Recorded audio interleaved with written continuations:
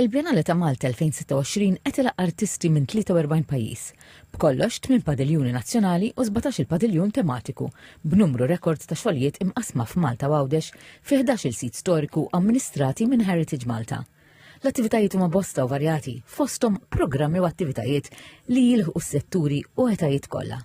F'San Telmo dil-ġimgħa saru workshops għat-tfal tal-iskola. Parti mill-programm qegħdin nistiednu tfal tal-iskola fejn jiġu school visit fis-siti fejn l-esibiti fejn aħna nipprovdu informazzjoni ta' kif inti tħares lejn l-arti kontemporanja u mbagħad ukoll ikollhom hands-on sessions fejn qegħdin jikkreaw installations ta' dawn it-tfal ta' din l-età. Mhumiex biss it-tfal li qed ikunu mħeġġa jitgħallmu permezz tal-arti. Għandna sessions mal-anzjani kif ukoll b'nies b'diżabilità u wkoll nies backgrounds differenti biex aħna nilħu kemm nifilħu nies.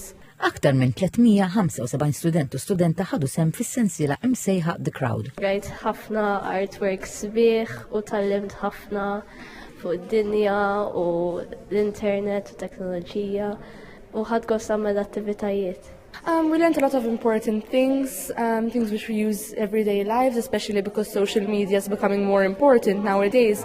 It's important to learn how to see what is fake and what is true, because some things can deceive us. It-tieni edizzjoni tal-Malta Bjennale 2026 fetħet uffiċjalment fl-14 ta' Marzu u tiqpa' sejra sal-aħħar ta' Mejju.